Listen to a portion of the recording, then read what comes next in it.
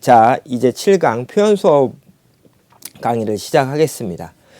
표현 수업은 먼저 자연미술, 생태미술에 대해서 알아보는 시간을 앞에 두고 뒤에는 우리가 그 2주차 활동인 열려라 북이라고 하는 활동으로 구성하도록 하겠습니다.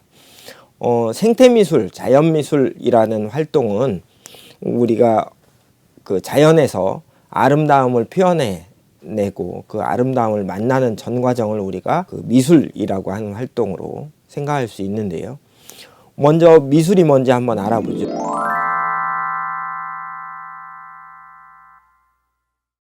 미술은 아름다움을 표현하는 능력을 미술이라고 하지요. 우리가 사람이 여러 가지 능력들을 가지고 있지만 미술, 즉 시각적인 아름다움으로 내가 내 심상, 마음을 표현해내는 기술을 미술이라고 합니다. 그런데 우리가 교육에 있어서 미술이라고 할 땐 내가 갖고 있는 미술적인 것을 표현하는 것, 즉 궁극적인 실천뿐만 아니라 그 실천이 이루어지기까지 쌓아가는 과정, 즉 미술적 수용도 우리가 표현뿐만 아니라 수용도 미술의 영역으로 봅니다.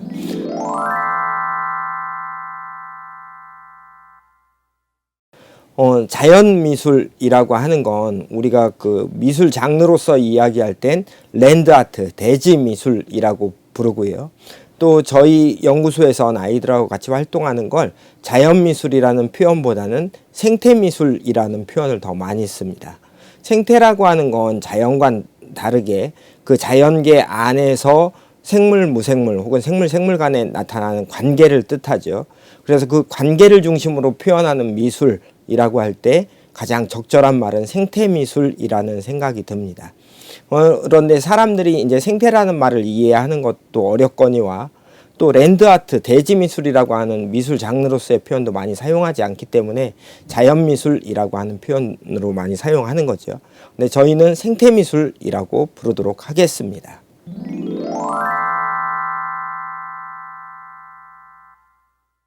아름답다라는 말의 개념에 대해서 한번 생각해 볼까요? 아름다움이라고 하는 건 예쁨과는 좀 다른 개념입니다. 아름답다는 한 사물이 그냥 보기에 좋은 것을 뜻하는 게 아니라 여러 가지가 함께 어우러져서 그 상황에 맞는 조화와 균형을 맞췄을 때 아름답다라고 이야기합니다. 뷰티와 프리티의 차이죠.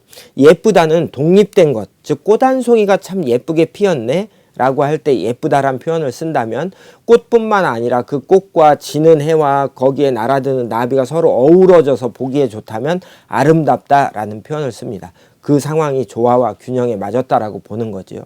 단 보기에 좋음이라고 하는 것을 뛰어넘는 가치들이 생기는데 이를테면 우리가 굉장히 잔혹한 장면들이 그림이나 사진으로 표현된 경우들이 있죠.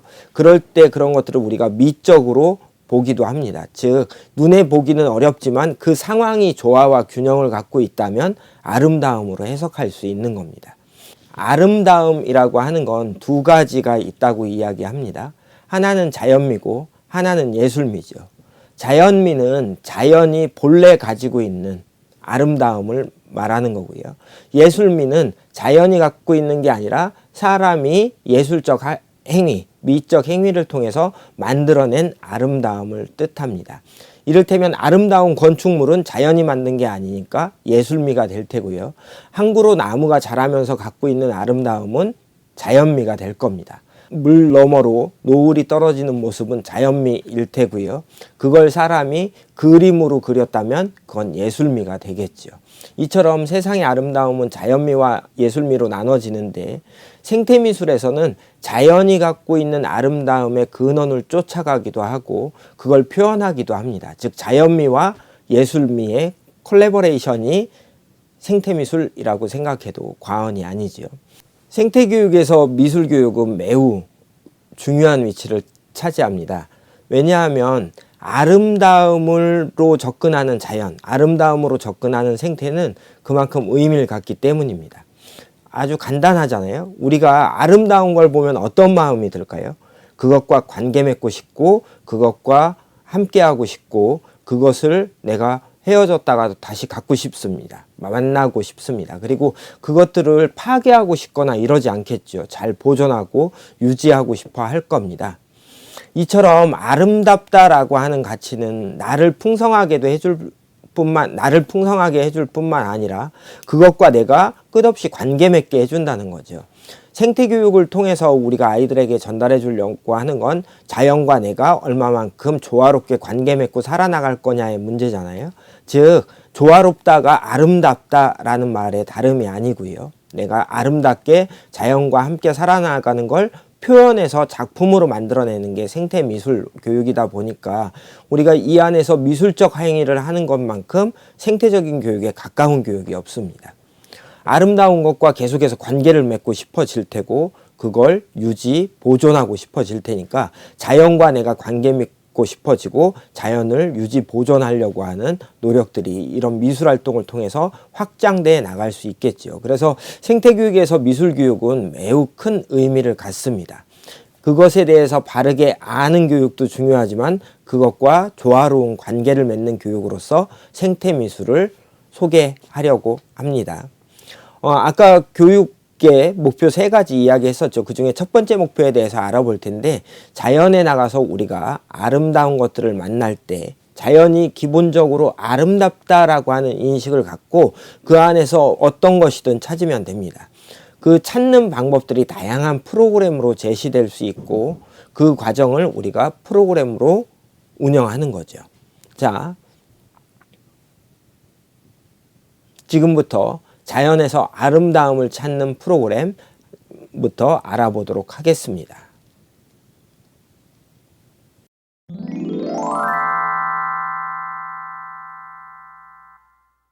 미술교육은 흔히 3가지 목표를 지향하는데요. 첫 번째, 주변에서 아름다운 것을 아름답게 볼 수 있는 눈을 기르는 겁니다. 즉, 심미안을 기르는 거죠.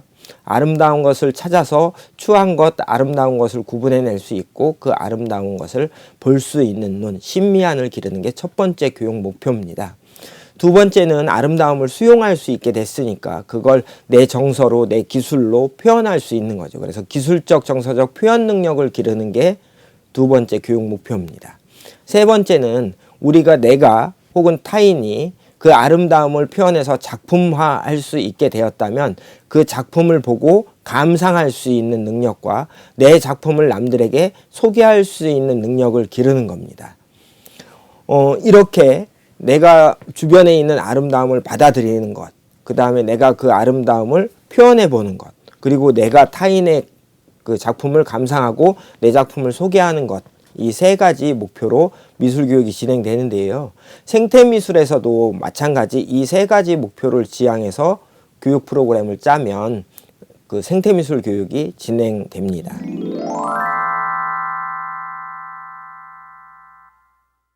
아름다움 찾기 수업은 모든 창의 수업에서 큰 의미를 갖습니다. 신미한 아름다움을 찾아서 볼 수 있는 눈을 갖는 활동이죠. 가장 흔히 쓰이는 게 우리 액자 도구인데 액자를 가지고 숲에 나가서 혹은 자연에서 그 액자를 어디에 들이밀든 아름다움이라고 하는 전제를 갖고 있다라고 생각하고 찾게 하는 거죠. 작은 풀잎 하나에 얹어도 혹은 바람 부는 나무에 얹어도 햇빛이 따사롭게 내리는 그 들판에 액자를 대도 그것들은 모두 조화와 아름다움을 갖습니다. 그 아름다움을 찾아나가는 과정을 통해서 아이들이 그 아름다움을 인정하고 그 아름다움을 만나나갈 수 있는 기회가 생기는 거죠.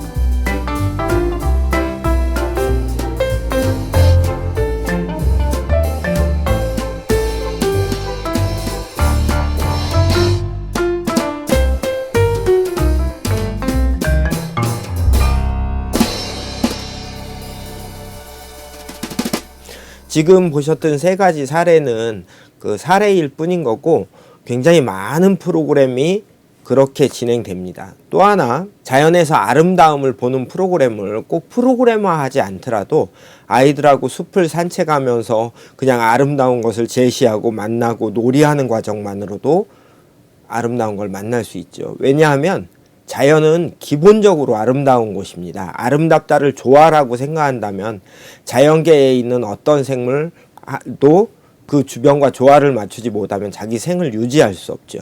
즉 조화라고 하는 건 자연계에 있는 생물들의 기본 속성입니다. 그러니까 기본적으로 아름다운 거죠.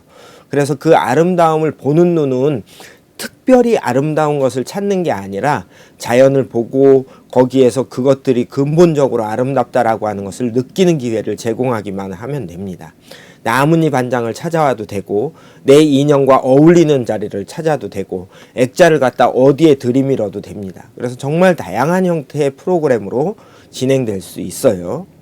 예를 들어서 지금 아이들이 손에 들고 있는 인형은 아바타라고 부르는 인형인데 이 인형을 만들어서 주변에 다니면서 어울리는 헤어스타일을 찾아주는 겁니다. 헤어스타일 찾기라고 하는 창의적 활동을 하지만 이때 아이들은 자연물이 갖고 있는 아름다운 모습을 보게 되는 거죠.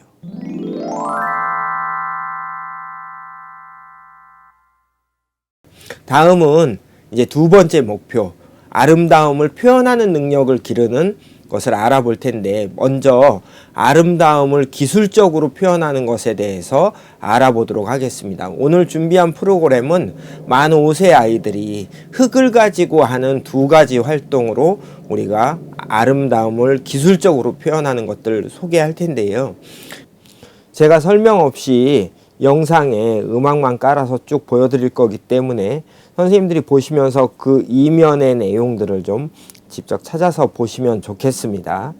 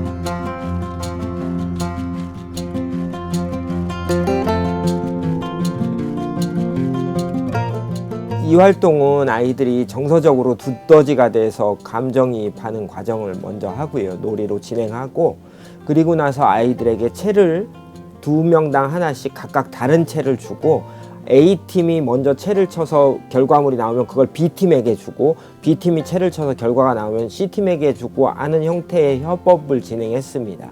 그러니까 5개의 팀이 각각 작업을 다 마치고 나면 5개 크기의 입자가 만들어지도록 협업하도록 세팅을 했고요. 이때 아이들한테 저희가 제시했던 건 채를 어떻게 잡을지, 그 다음에 채치기를 하면 흙이 옆으로 튀잖아요. 그 튀는 것을 막기 위해서 바닥에 그릇을 어떻게 놓을지, 그 그릇에서 밖으로 흙이 튀어나가지 않게 어떻게 흔들지 등을 아이들이 익히도록 했습니다. 그런 기술적인 방법들을 통해서 결과물로 다양한 종류의 흙들이 만들어진 거죠.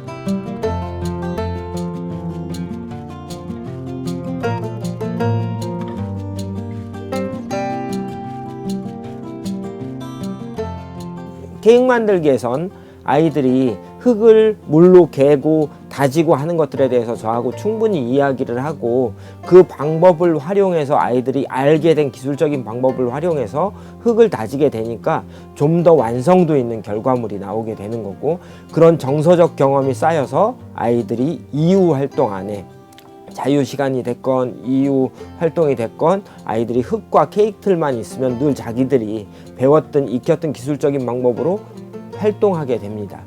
즉 교육이라고 하는 건 한 단계 한 단계 발달을 도모하고 그 과정에 기술적인 발달이 일어나니까 정서적인 표현도 훨씬 폭넓게 일어나게 됩니다. 그래서 선생님들은 현장에서 아이들과 미술놀이를 한다는 게 딱 미술 활동이야 라고 정해지지 않더라도 평소에 아이들이 대소근육 발달이나 도구 사용법이나 이런 것들을 익히도록 해주는 것 또한 미술 교육의 일환이 되는 거죠.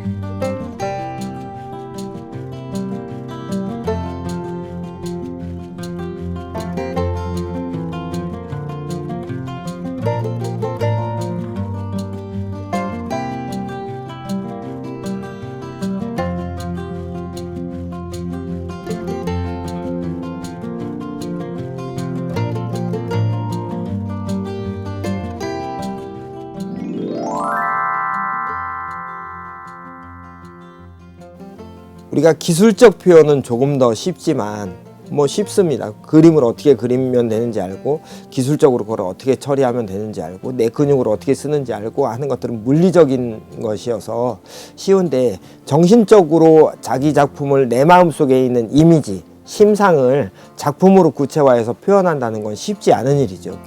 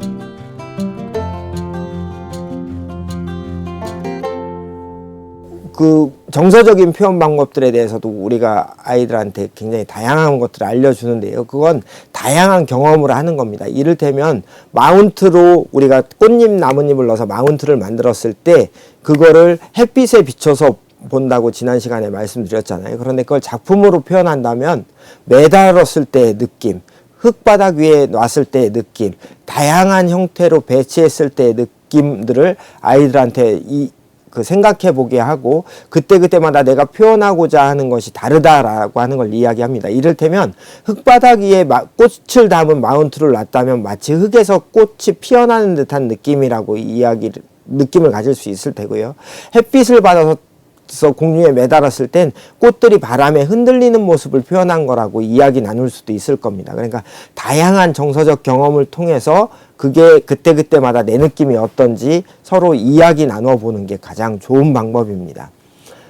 또 하나는 아이들이 구체적으로 자기 심상을 표현하는 방법 중에 하나가 스토리를 기반으로 한 상상 이야기를 작품으로 만드는 거예요. 아까 파요에서 두더지가 땅을 파고 막 가서 흙 위로 딱 등장하는 장면을 두더지 파요를 그려서 흙에 막 꽂는 것으로 표현했던 거나, 지렁이를 만들어서 지렁이 농장을 표현하기 위해서 흙에 막 꽂아놨던 모습들이나 이런 것들이 있죠. 상상 이야기가 구체적으로 표현할 때 훨씬 쉬워집니다. 그래서 과정상으론 내가 이런 것들을 표현할 거야, 내 마음속에 있는 이것들을 표현할 거야 라고 할 때 스토리를 기반으로 하는 작업들도 아이들한테 큰 도움이 됩니다. 영상에 나오는 장면은 아이들이 찰흙을 길쭉하게 만들고 돌무더기에서 돌을 골라서 주워다가 얹어서 아주 간단하게 달팽이를 만든 겁니다. 이 달팽이를 만들고 나서 플라타나스 열매 중심으로 눈을 만들어 붙였죠. 그리고 나서 아이들한테 제가 물어봤습니다. 얘들아, 이 달팽이들은 지금 뭘 하고 있는 거야? 라고 물어봤어요. 그래서 아이들마다 각자 자기가 생각하는 거를 막 이야기했습니다. 뭐 하고 있는 거다, 뭐 하고 있는 거다 이야기를 하는 거죠. 그 중에 한 아이가 갑자기 달팽이의 하루라는 노래가 자기는 생각난다면서 그 노래를 부르기 시작했어요. 그래서 모두 다 같이 눈 감고 달팽이의 하루라는 노래를 들어보기로 했습니다. 달팽이의 하루를 듣고 나서 아이들이 또 자기 느낌을 이야기하고 하는 과정을 저와 함께 이야기 나누기 시간으로 가져본 거죠. 이런 과정을 통해서 아이들은 자기가 갖고 있던 생각들이 어떻게 표현될지, 그리고 지금 이 장면을 보면서 자기의 어떤 느낌을 받는지, 어떤 것이 떠오르는지 이야기합니다. 이때 중요한 건 맞고 틀린 이야기가 없는 거죠. 모두 자기가 느낀 걸 이야기하는 거니까요. 아이마다 자기 생각을 그렇게 갖고 그것을 표현해냈는지, 내가 갖고 있었던 생각을 그대로 작품으로 표현해냈는지를 이야기할 때 서로 이야기해보고 대화 나누면서 그것이 옳다, 그르다, 잘됐다, 잘못됐다를 평가하지 않는 겁니다.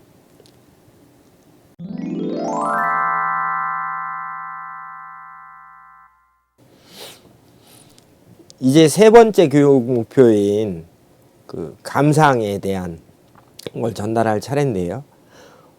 감상을 하기 위해서 사전 단계가 필요합니다. 즉, 내 작품을 더 돋보이게 소개하는 과정이 필요하죠. 그래서 우리 활동에서 선생님들이 흔히 하는 작업 중에 하나가 뭔가 하면 아이들이 작품을 만들고 그걸 다 같이 모아서 함께 볼 때 교사는 주변 정리를 좀 합니다. 그러니까 야외에 다니다가 예를 들어서 솔방울을 모아서 같이 쭉 놓는 것만으로 작품을 하기로 했어요. 그럼 아이들은 막 솔방울을 주워올 거잖아요. 그때 교사는 액자를 짭니다. 그리고 그 액자 주변을 정리하죠. 아이들이 눈치챌 새도 없이 그런 틀을 만드는 거예요. 그리고 아이들이 거기에 솔방울을 쭉 놓으면 그 자체로 그냥 작품이 됩니다. 이때 작품을 만드는 과정은 아이들이지만 액자를 짜서 아이들의 작품이 돋보이게 해주는 역할을 선생님이 교육적으로 제공한 겁니다. 제가 현장에서 아이들하고 이런 미술놀이를 할 때 제 손에 늘 들려있는 건 빗자루입니다. 빗자루를 들고 아이들 작품을 아이들은 열심히 재밌게 막 만들고 있는데 저는 그 아이들 작품의 주변을 비로 싹 정렬하죠. 왜냐하면 그렇게 주변을 정리하면 자극이 흐트러지지 않아서 아이들 작품이 더 돋보이니까요. 이 작업을 교사가 해주는 거에 멈추는 게 아니라 아이들 스스로 자기 것을 그렇게 돋보이게 하는 작업들을 하는 것을 매우 중요하게 여깁니다.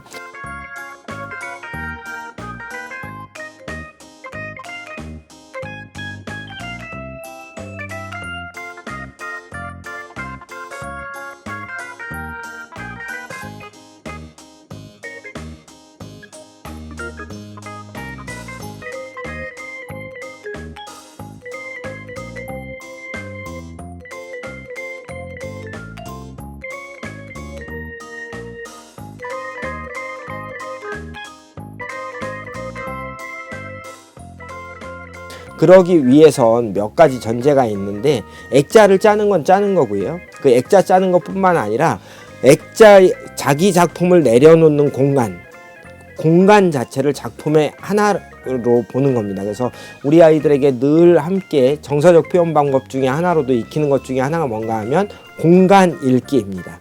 일정 공간을 주고 이를테면 A4 용지 한 장을 주고 아이들한테 어디에 나뭇잎을 한 장 놨을 때 가장 너의 마음을 표현하는지 놓아보라고 합니다. 그러면 넓은 종이 위에 구석이 될 수도 있고 중앙이 될 수도 있고 잎을 놓겠죠. 이런 식의 작업을 통해서 아이들이 배경으로서의 흰 부분을 인지하도록 하는 겁니다. 늘 전경으로 있는 것뿐만 아니라 배경도 이해하게 하는 거죠. 생태는 이 개념이 매우 중요합니다.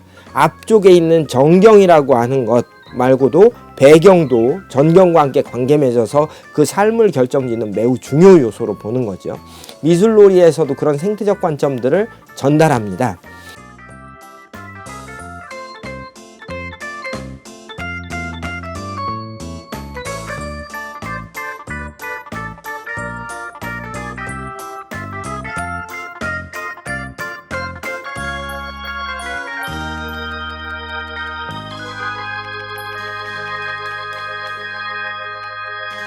그런데 급하게 놓지 말고 잘 어울릴 자리, 잘 어울릴 방향 이런 걸 다 생각해서 봐봐.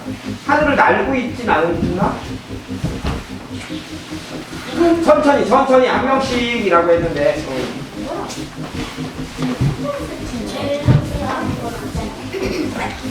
점점 더 많아지고 있어. 그래? 진짜 많은데? 털빈데 이제요? 밀정이요. 아이고. 야, 공간 잘 보고 여기 마지막 여기가 저기 털빈데. 이거 안 작다. 여기도 괜찮거든. 눈만 여기 되게 작다. 되게 자, 불을 끌 거예요. 꺼주세요.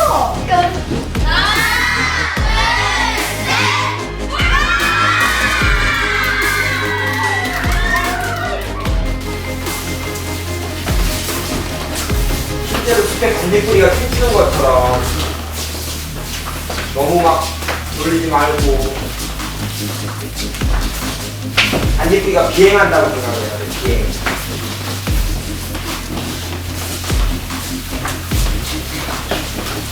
자기 거만 보지 말고 딴 친구들 것도 봐봐. 어떤가.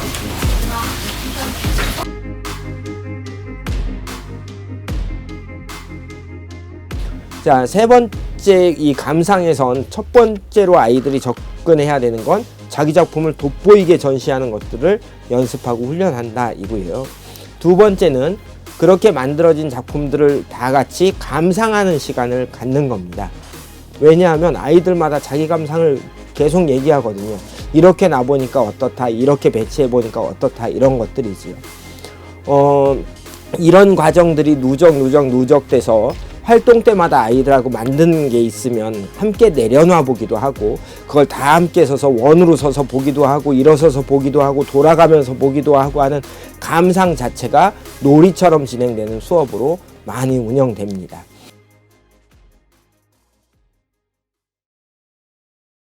애벌레 놀이터에서는 가을철에 자연미술제라고 하는 행사를 하죠. 아이들이 작품을 만드는 아티스트가 되고, 그거를 자기 작품을 전시하는 큐레이터가 되고, 그걸 부모님들 앞에서, 오신 손님들 앞에서 소개하는 도슨트가 됩니다. 그리고 다른 친구들이 자기 작품을 소개할 땐 그걸 들어주는 오디언스, 청중, 갤러리가 되는 거죠. 그래서 네 단계를 모두 경험한다고 생각하면 돼요. 작가가 되고, 전시기획자가 되고, 작품 해설가가 되고, 관람객이 되는 이 네 가지 과정을 모두 수업 안에서 진행을 합니다. 그 과정 안에 내 작품을 귀 기울여 들어주는 친구들이 있고, 친구 작품을 내가 귀 기울여서 들어주면서 사실은 자존감이라고 하는 정서적인 영역까지도 키울 수 있는 겁니다. 미술적인 교육뿐만 아니라 아이가 보편적인 삶에서 경험할 수 있는 정서교육까지 통합적으로 이루어질 수 있는 거죠. 사실 이 강좌 하나로 생태미술에 대해서 우리가 이해를 넓힌다는 건 쉬운 얘기가 아니지요. 그래서 오늘은 보편적인 이야기만 그냥 전달해 드리는 선에서 멈추려고 하고, 실제 우리가 실습을 하고 이런 것들은 누적된 경험들이 우리 또한 쌓여야 됩니다. 그래서 그것들은 현장 수업을 할 때도 하고, 1년 동안 우리가 계속 지속적으로 계절마다 만나 나갈 때마다 실행하면서 익혀나가도록 하지요. 오늘은 제가 지금 밖에 눈이 많이 쌓여 있는데, 밖에 다녀가면서 눈밭에서 볼 수 있는 것들을 즉흥적으로 미술이라고 하는 형태로 풀어나가면서 소개해 드리려고 해요. 그래서 그 눈밭이기 때문에 많은 정보를 볼 수는 없습니다. 다 흰눈이어서 자극이 거의 비슷해서 거기서 해볼 수 있는 놀이 되게 많긴 하지만 춥기도 하고, 그래서 오늘은 몇 가지만 나가서 산책하면서 보여드리려고 하고요. 선생님들한테 꼭 제안드리고 싶은 것 중에 하나 뭔가 하면, 실제 생태미술놀이는 미술놀이라고 하는 거로 독립되는 게 아니라 산책하면서 그냥 일어나는 여러 가지 작업들을 미술적으로 재해석한다, 미술적으로 접근한다의 방향이 더 맞습니다. 그러니까 미술 수업을 한다기보단 생태 수업을 하는데 늘 통합적으로 미술이라고 하는 게 결합되는 거죠.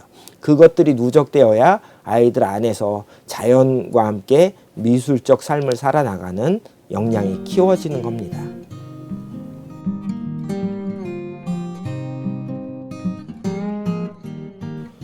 자, 여기는 흰색 눈밭입니다. 그리고 주변에 보면 나뭇가지들이 좀 떨어져 있거든요. 아주 간단한 미술놀이 하나 해보겠습니다. 이렇게 나뭇가지를 주었어요. 그걸 가지고 한 아이가 놓습니다. 다음 아이가 나뭇가지를 주워 놓고요. 아이들한텐 단순 채집이라고 해서 주변에 있는 자연물을 구해오는 행위가 그냥 이루어지면 재밌습니다. 그거를 아이들한테 어떤 특정 제시 안에 배열만 해서 놓게 하는 거예요. 자, 이렇게 미술놀이가 이루어지고 나면 우리가 흔히 아이들한테 이걸 작품으로, 즉 내가 만든 작품으로 알려주는 방법 중에 하나가 액자를 꾸미는 거예요. 액자를 꾸밀 때 주변에서 자연물을 주워와도 되고, 지금 보는 것처럼 그냥 액자를 그려줘도 됩니다. 자, 액자가 있을 때와 없을 때는 아주 다른 느낌이 되죠. 그냥 나뭇가지를 주워왔을 뿐이고 그 나뭇가지를 쭉 놓고 액자를 그려줬을 뿐인데 자연미술 작품이 됩니다.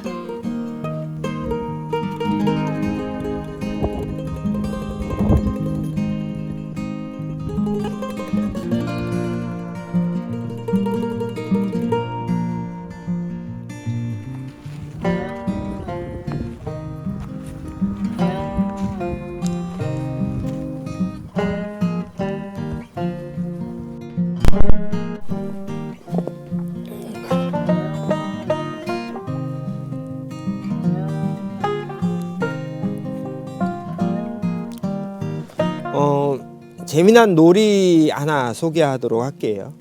눈이 있어서 오늘 눈이 굉장히 큰 미술놀이의 소재가 되는데, 한번 제가 나뭇가지 하나를 잘라서 보여드리도록 하겠습니다.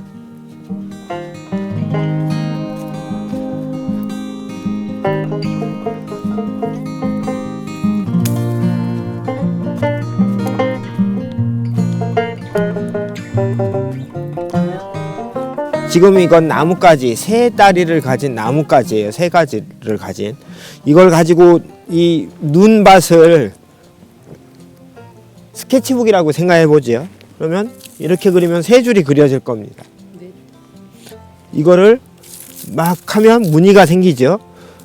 무늬가 생깁니다. 그러니까 이런 것들이 미술놀이인데 그냥 막 그리기를 하면 그리기 놀이에 멈춰지지만, 아까 소개해 드렸던 것처럼 여기를 액자로 꾸미면 작품으로 전환되는 겁니다. 자, 이때 이 재료, 이걸로 하는 것과 댄잎으로 제가 한번 해보겠습니다. 댄잎을 뜯으러 가죠. 자, 이건 댄잎입니다. 댄잎. 이제 댄잎을 가지고 눈밭 위에 한번 그림을 그려볼게요. 땅 찍었습니다.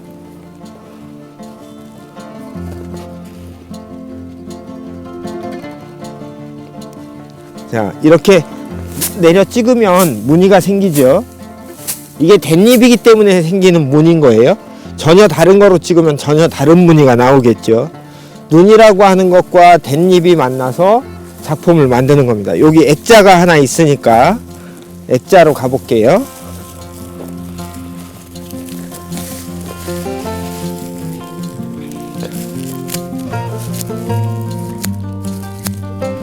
이번엔 제가 댄잎을 잘랐습니다. 자, 자르고 이걸 가지고 한번 요 댄잎 위에 무늬를 새겨 볼게요. 자, 여기에 제가 무늬를 그려 보겠습니다. 이걸로 저도 어떻게 나올지 모르겠어요.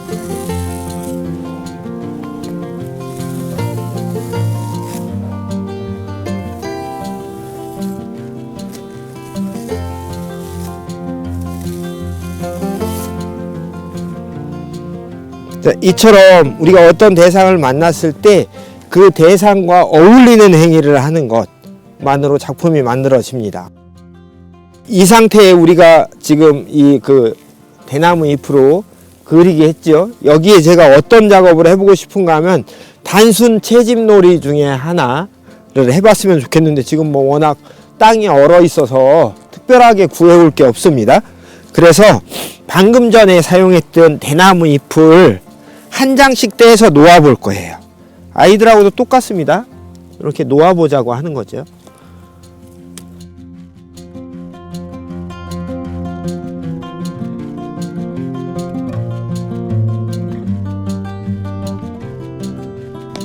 아이들하고 이런 숲을 산책할 때 선생님이 제시돼 해준 잎을 하나씩 따오게 하고 그걸 이런 식으로 나열해 놓는 것만으로 되게 아름다운 작품을 만들 수 있습니다.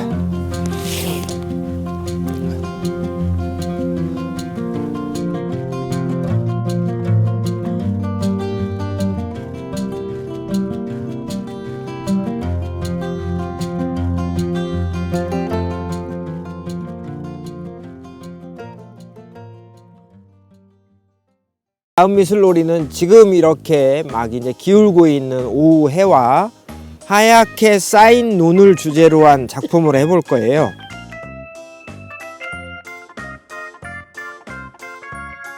지금 대나무 그림자가 숲바닥에 내린 눈 위에 이렇게 나타납니다. 이때 내가 작가가 되는데 이 눈을 해치거나 하지 않고 내 그림자를 섞어 볼 겁니다.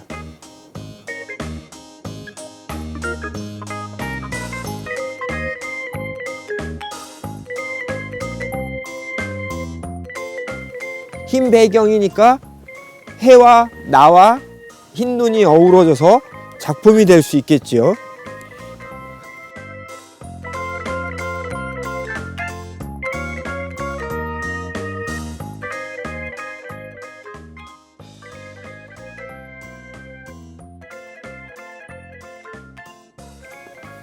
시각적 표현은 모두 미술입니다.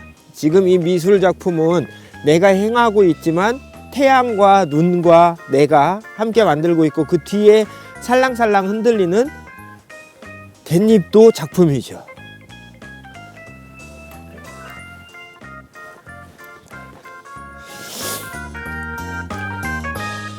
겁나게 추워요.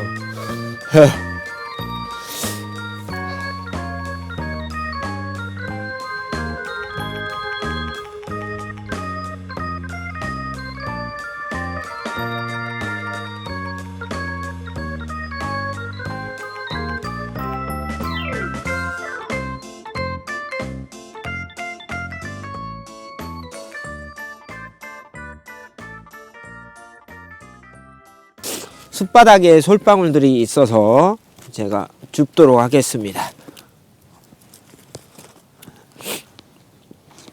솔방울은 그 수분이 있으면 이렇게 오므라드는 특징이 있지요. 그래서 이렇게 오므라들어 있는 솔방울들을 주었습니다. 자, 이제 눈밭에 가서 이걸로 놀이를 해볼 건데, 자, 여기에 솔방울들을 이렇게 주워놨어요. 아까처럼 그냥 쭉 배열만 해도 작품이 될 텐데 이번엔 경사진 언덕과 눈이라고 하는 걸 이용해서 작품을 해보겠습니다. 굴릴 거예요. 굴렸어요.